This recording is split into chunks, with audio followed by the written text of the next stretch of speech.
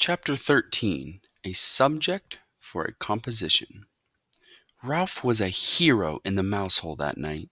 His admiring relatives gathered around, begging to hear the story of his adventures.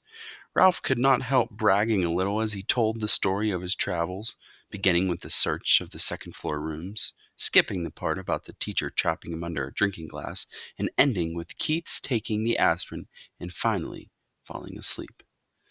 "But are you sure it really was an aspirin tablet?" Ralph's mother could always find something to worry about. "Are you sure it wasn't some other kind of pill?"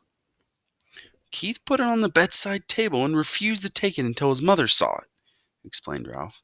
"At first, his mother and father got pretty excited and thought he was out of his mind from the fever when he telling them there was an aspirin on the table. Then, when they saw the pill, they could tell from the letters on it that it really was an aspirin. They decided the night clerk must have found it and brought it up. They thought the windows rattled so much they did not hear his knock." "Oh, Ralph, I am so proud of you," said his mother with a sigh of relief, while his brothers and sisters and cousins stared at him with shining eyes. "Good work, Ralph. I didn't think you could do it," said Uncle Lester heartily. "I feel much better about room service now that we've left an aspirin for a tip," said Ralph's mother. "I feel that at last we have done the right thing." "Oh, Ralph is growing up," said Aunt Sissy. "Yes, Ralph is growing up," agreed his mother with a sad note in her voice. "It's hard to believe it. It seems only yesterday that he was a tiny pink mouse without any hair."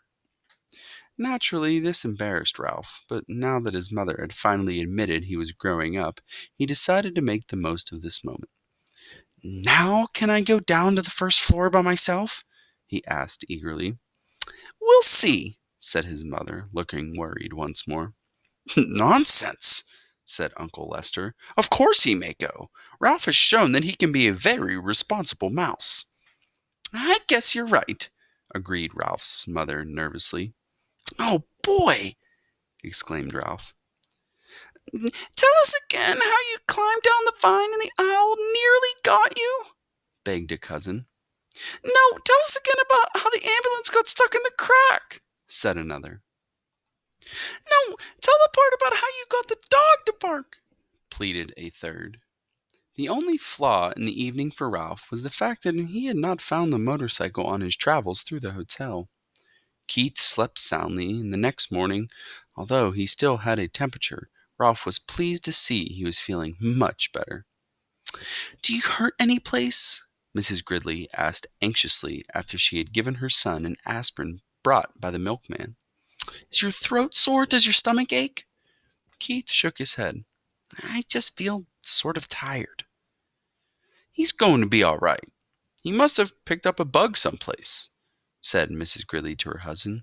"A day in bed with plenty of fluids, he'll be on his feet again." Mr. Gridley nodded. "Do you feel like eating any breakfast?" he asked Keith. "We can order something for you from room service." Keith brightened. "Can I have something sent up from room service?" he asked. And when his father assured him he could, he slumped back into the pillow. "But I'm not hungry." "Some orange juice would be good for you," suggested his mother. "All right," agreed Keith, and then added as if he suddenly had an inspiration, "and bacon and toast and jelly." "Your appetite seems to have come back in a hurry," remarked Mr. Gridley as he picked up the telephone and asked to be connected with room service to order, he thought, breakfast for his son. As soon as the adults had gone, Ralph popped out into the room again. "Hi," said Keith. "Thanks a lot for the aspirin. It really helped." "That's all right," answered Ralph modestly. "Where did you find it?" Keith was curious to know. "Under a dresser on the first floor." "The first floor?" Keith could not believe it. "How did you manage to get it up here?" Once more Ralph told the story of his night's adventures, skipping the part about the drinking glass, but making it sound as if he had narrowly escaped the horny talons of the owl as he traveled down the vine. "Golly!" Keith was amazed at Ralph's story. You know what?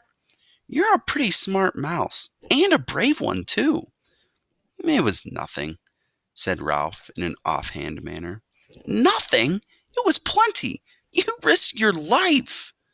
The boy's admiration and gratitude made Ralph feel even prouder of what he had done. I parked your ambulance out in the hall, he said, wanting Keith to know how responsible he was. Your folks will probably see it and bring it in when they come back. That reminds me, you didn't see my motorcycle anyplace, did you? Keith's question was unexpected. Well, no, I didn't. Ralph suddenly felt less proud of himself. But I didn't have much time to look. Yeah, I know. Keith was sympathetic. I just wondered. A knock at the door sent Ralph scurrying to the knothole. Come in, called Keith. Matt entered with a tray. Here you are, and here's your ambulance. I found it out in the hall, he said as he set the tray across Keith's knees. Sorry to see you're under the weather. Thank you. I'll be all right. Keith handed Matt a coin his father had left for a tip. And thanks for bringing in my ambulance. Matt pocketed the coin. Thank you, he said. And, by the way, this doesn't happen to be yours, does it? He pulled the little motorcycle out of his pocket. Ralph was so excited he almost fell out of the knothole. Hey! Keith sat up straight, rocking the orange juice on his tray. It sure is. Where did you find it? In a hamper of linen that had been chewed by a mouse, or by a mouse. It fell out when the housekeeper was showing us the damage that had been done. I picked it up before anyone noticed it. Gee, thanks a lot. Keith accepted the motorcycle and set it on his tray. It's my favorite. I didn't like losing it. I wonder how it got into that hamper of linen, mused Matt. Keith grinned, but said nothing. Old Matt rubbed his chin and stared at the ceiling. I don't suppose a certain irresponsible mouse happened to ride it into a pile of sheets and pillowcases and get tangled up and dumped into the hamper. Keith tried not to laugh. I don't know. Any irresponsible mice, he said. Only one responsible mouse. Say, how did you guess? There isn't much around this hotel that escapes my attention, said Matt. I saw that mouse in the hall with the little motorcycle. I imagine he's a regular speed demon. Ralph could no longer stay out of the conversation. I'm fast, but I'm careful. I haven't had an accident yet, he boasted, and added hastily, recalling his fall into the wastebasket. At least not since I learned to ride the motorcycle. If there is anything I can't stand, it's a cheeky mouse, remarked Matt, good-naturedly. What do you call getting tangled up in a lot of linen? What I mean is, I didn't crack up in the motorcycle, said Ralph with dignity. He's not cheeky, defended Keith. He's brave. You aren't going to tell the management about him, are you? What's the use? Said Matt. If they get rid of these mice, more will move in. Anyway, he's a cute little fellow. It cheers me up just to think of him tearing around on a little motorcycle. If only I could, thought Ralph. There followed an unusually pleasant day for the mice. Keith stuffed the bacon and the toast and jelly through the knothole. The mice feasted on bacon and jelly before the ants could get at them, and stored the toast against the rapidly approaching time when Keith must leave the hotel.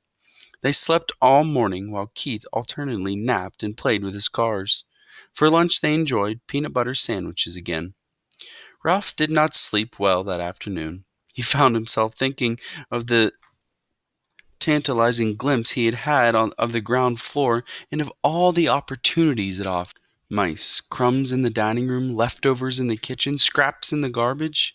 He lay daydreaming on a pile of shredded Kleenex. He could see himself on the first floor pilfering crumbs in the dining room at night after the guests were in bed. And from the dining room he would go to the kitchen right past the night clerk, who was sure to be asleep. If only he could make the trip on the motorcycle. The thought of the motorcycle put an end to Ralph's daydream and made sleep impossible. After tossing about on his bed of Kleenex, he got up, poked his head out of the knothole. Keith was awake, lying back on the pillows with his cars beside him. He smiled wanly at Ralph. "How you feeling?" asked Ralph. "I'm sort of tired," answered Keith. Ralph climbed through the hole. "Where are your folks?" "They went out for a little while. They'll be back. I'm supposed to take a nap." "Are you going to?" asked Ralph. "I'd rather talk to you." Keith leaned over and set the motorcycle on the floor. "You want to ride it?" he asked. "Do I want to ride it?" Ralph could scarcely believe he had heard correctly. "You mean you'll let me? After the way I lost it for you?" "You proved you could be responsible when you brought me the aspirin," explained Keith. "You're more grown up." "Thanks," said Ralph modestly. "I guess mice grow up faster than boys." Keith sounded as though he longed to grow as rapidly as a mouse. "You grow a little every day," Ralph said, as he removed his crash helmet from his hiding place behind the curtain. "I guess you're right. My dad measures me every 6 months against the door jamb of our kitchen back in Ohio, and each mark he makes is higher than the last, but I never feel myself growing." "You wait long enough and you will be a grown-up." Ralph felt as if he had said something very wise as he slipped the rubber band on his crash helmet around his whiskers. "I guess so." Keith slumped back on the pillows. "But it takes so long." "I grew up, didn't I?" asked Ralph. "You said yourself if I had become a responsible mouse."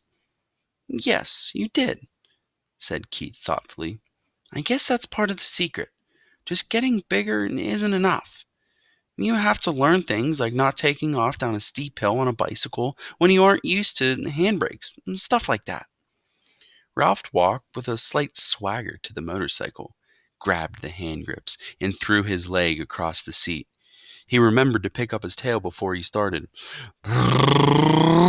He took off across the carpet and circled the room, covering the rough parts under the dresser and chair and coming to a halt beside the bed.